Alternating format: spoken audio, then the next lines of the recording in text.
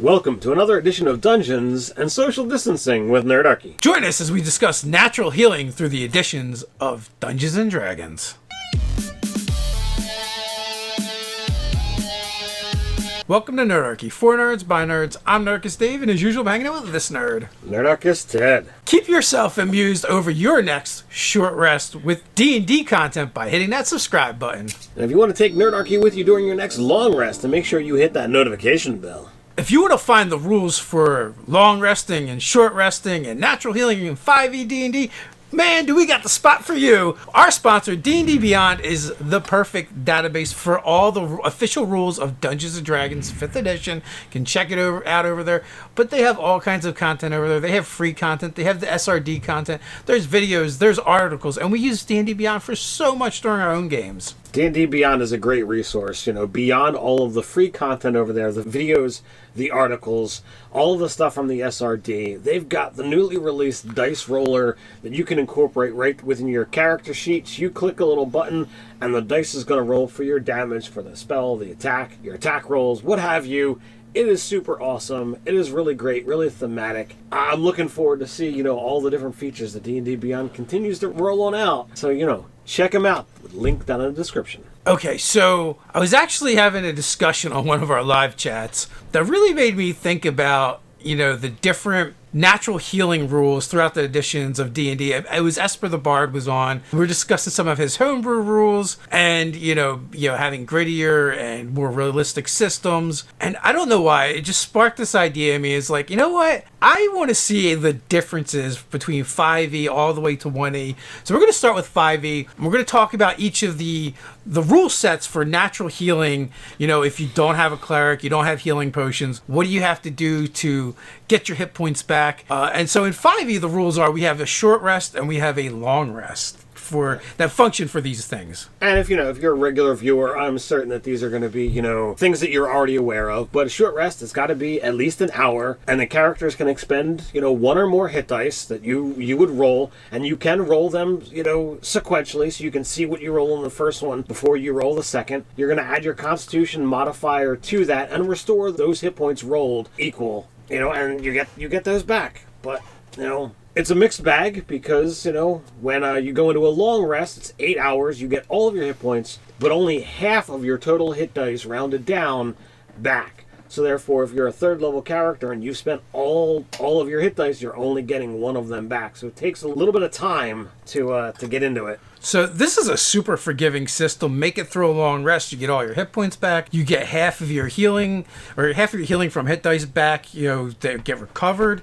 You're going to have up to your level in hit dice. So in theory, you could technically fairly easily get all of your hit points back, even if you were significantly wounded. You might have to spend them all during a short rest. So this adds to the survivability of the characters, and even if you don't have a cleric, as long as you have a moment to catch your breath, you do have ways of getting hit points back. So it's one of those things that, I look at this, and 5th edition doesn't really get into, broken bones or any long-standing injuries.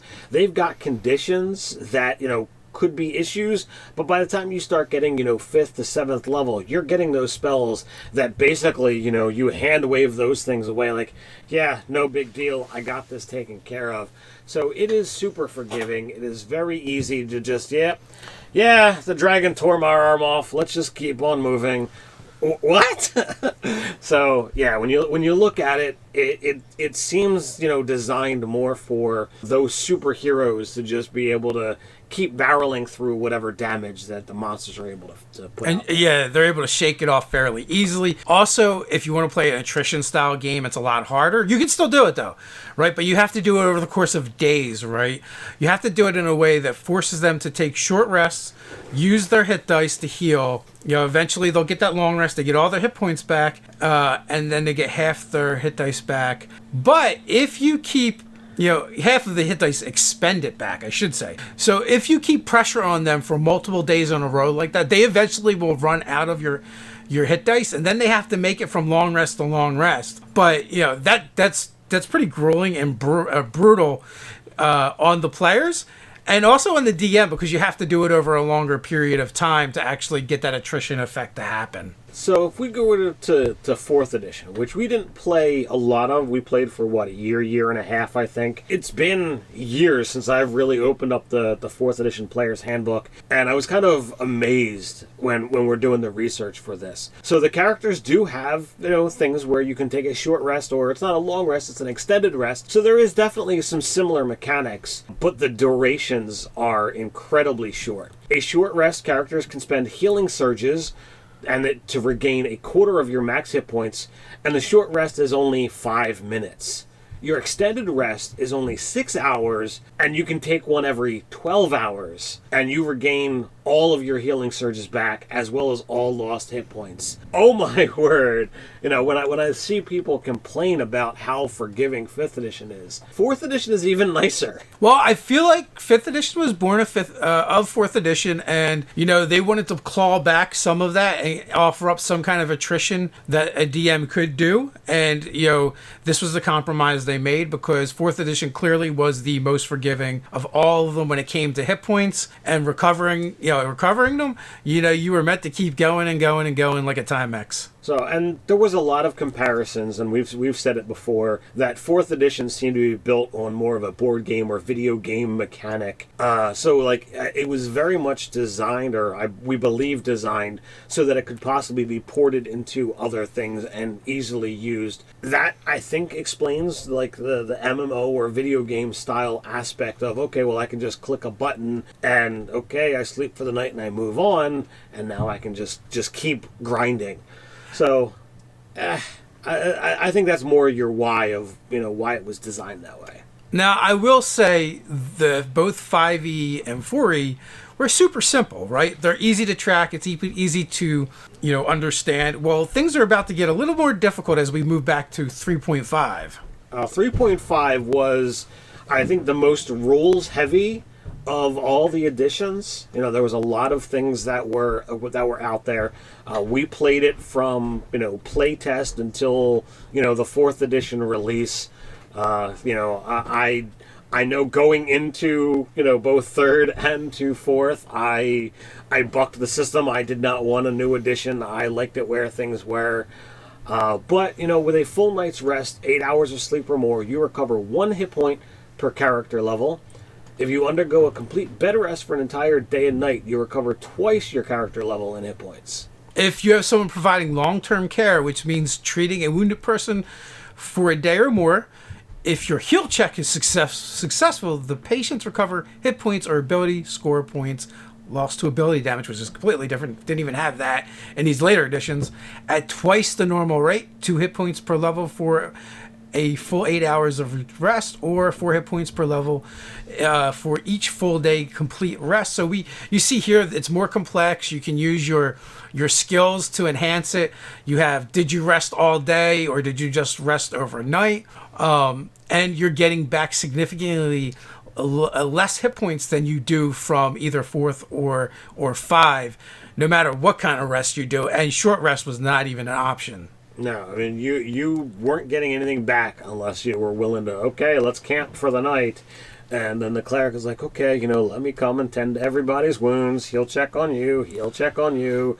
I remember doing that, in spades, as you're probably, well aware of. My favorite class was the cleric, the healer. It's things I enjoyed doing. So when you look at this, you have to look at, they're heavily relying on magical healing to get those hit points back because, okay, 1 to 2 hit points per character level, that's not much. So this is how it usually went, right? End of the day, you're getting ready to take your long rest. Well, it's not a long rest. Take your rest, or, set your watch or whatever. The clerics and healers now dump all their healing spells into the party, hoping there are no encounters overnight, because this was the best way to get them back. And then they would also do their heal checks to make up for any other things. This was also where we kind of invented the 5-minute adventure day, because you would have a mega encounter or a couple encounters, get the crap kicked out of you and be like, oh, we need a long rest now. Or you might need to rest for days. I remember the players trying to hole up someplace for a week, trying to get their hit points back, or several days in order to get through the spells and the long rests and the healing checks, depending on whether they had clerics or not. So it made for a different play style. Very much so. I do remember those stories as well of making a makeshift camp, trying to hide your presence, using the environment to be like, oh well, can I put out some natural sense to mask our presence because we did get the crap kicked out of us. We didn't have a cleric. You've got a situation where it's like, all right, we're relying on natural healing and maybe somebody making a heal check to see whether or not you get enough hit points back to be able to stand another day of adventuring, because you're not anywhere near town and you want to survive long enough to get back to town so you can really get a proper rest in. So in the thumbnail, right, you might have noticed, we have a little bit of a disparaging thing there, because it's funny because I'm kind of a grognard. Ted's kind of a grognard. We know a lot of those people because we've been playing the game so long. So it's like, why grognards think players nowadays are kind of weenies. And this is it, right? Because the systems were so unforgiving from third back. Well, we're getting ready to go into AD&D when it was even less forgiving. And, grumpy old guys, get off my lawn.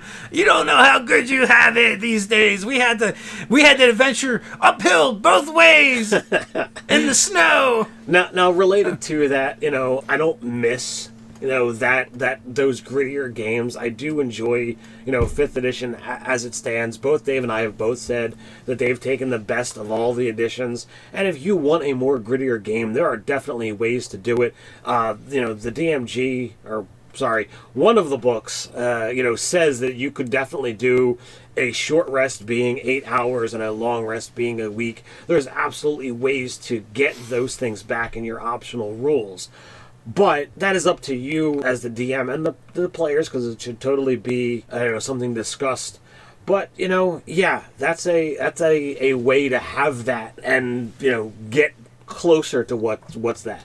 But without further ado, let's move into 2nd edition, which is where I started. So with no rest, fighting and casting, you get 0 hit points a day. With rest, traveling allowed, but no help from a healer, you get back 1 hit point a day. With rest and help from a healer, you get 2 hit points a day. With bed rest, no traveling, but no help from a healer, it's 3 hit points a day. With bed rest, no traveling, and help from a healer, you get 5 hit points a day. With bed rest, no traveling, and help from someone that is both a healer and an herbalist, you get back 6 hit points a day, period. So the best you can possibly do is 6 hit points a day in 2nd edition. And it does not matter what level you are, what class you are, nothing matters. It's just, this is what you get. You know what? Between adventures, you took time off. And the reason you took time off was you didn't have any more hit points. We played 2nd edition for a long time. It was the edition that, came when, the group that wound up becoming Nerdarchy became a thing. And, it was brutal. We lost characters. We lost, a lot of, time because, okay, well, we're going to take a month and recover all of those hit points if you got, high enough, because, we need somebody that's a healer and an herbalist. Is there going to be a gold cost involved in this too? Do I have to, pay for this, pay for that? Healing spells were a must. The age-old adage of you needed a wizard, a cleric, a fighter, and a rogue to survive on an adventure. Ted, don't you mean a thief? Sorry, yes, a thief, because that's what it was back then. It was necessary. There were going to be traps. And the only way to deal with traps was to be a thief. The only way to get healing was to be a cleric. You were going to have puzzles, and you needed a wizard, and you needed their magic to be able to handle them. And you needed that tank. You needed a fighter. There weren't druids, paladins, bards, and rangers running all over the place because they all had stat requirements. And you rolled your stats, and you would be lucky to get those high rolls that you can easily get now. I'm not trying to, get on a soapbox and, rant and rave here, but it was difficult, when you compare, how things were here versus the later editions. And I am certain that once, I hand the reins over to Dave and he starts talking about 1st edition, it's going to be even more drastic. because that's where he started. Yeah, well, I will say, though, as we can see, too, like, these rules, they're actually less complex than 3rd edition. So we've seen, like, with 3rd edition, the most complex set. Now we're seeing, like, this is more complex than 4th or 5th, but it is fairly easy. Like, the math is super simple. Here's these conditions. Here's how many hit points you get back per day. There is no math. How many days did you rest? You know, it's kind of the deal. So now we go in the 1st edition, and the rules, they get really simple, man. AD&D 1st edition, one hit point a day for rest. 5 hit points a day of rest after the first 30 days. That's it. Did you rest for 30 days? Yes. Day 31, you get 5 hit points back, and each day it's 5. And it's only 1 before that. Super easy to track. You know, there's no complexity whatsoever. This was probably one of the most easy. Maybe 4th and 5e is still easier because it's just like, oh, I rest, everything's back. Just a reset. But yeah, but not only was it super easy, it was super brutal. And this is really why Grognards think you're a weenie when you're playing these other systems where you're getting all this healing for nothing, for free. You millennials want everything for free. You know, and you know, I never played a 1st edition game. I think it would be really difficult with me having, you know, the long history that I do have, you know, with D&D, for me to try this out and be like, wait a second, how long do I have to rest? I've got 70 hit points and I'm down to 5. Okay, well, it looks like my adventuring days are over for a while. It's crazy. And you know, to go back to those rule sets where you know that, all right, your cleric and your druid, and you know, rarely if you've got a paladin would you be able to, you know, get access to some healing. Yeah, this is crazy. I'm not willing to put down my my 5th edition books and go backwards. How about you, Dave? I hope people realize that we totally mean our grognardy, soapboxy stuff tongue in cheek. And that's not what we actually think. Yeah, I like playing 5e. I'm not interested in going back. I've played 1e recently when I was at D&D in a Castle. Stefan Picorni still runs it, and it was a fun game, right? There's role-playing, and there's things going on. Mechanically, it's different. It's simpler. Some of the rules are really weird because you have, like, Thaco and stuff. And it's fun for one-shots and games here and there. But no, I wouldn't want to play a protracted campaign. I like what we have now. I'm happy that we had these other things and we were able to experience each of them as they came out. And it kind of built our gaming resume, if you will. And we had fun with all of them, because you can have fun with any of them, especially if you're playing the game with people you enjoy spending time with. Absolutely. So I just thought it'd be fun to walk down memory lane a little bit and like compare the natural healing, the no magic healing of these different versions of the game we love so much. If you want another video where we reminisce about throughout the editions of Dungeons & Dragons, then check out 5e D&D versus old editions of Dungeons & Dragons. But if you want 5e specific content, you might want to take a look at Nerdarchy over on Patreon. We do more than create 5e content over there for our patrons. We also hold a weekly patron-only live chat. We have a giveaway that our patrons are automatically entered in every month, and more. So until next time, stay nerdy.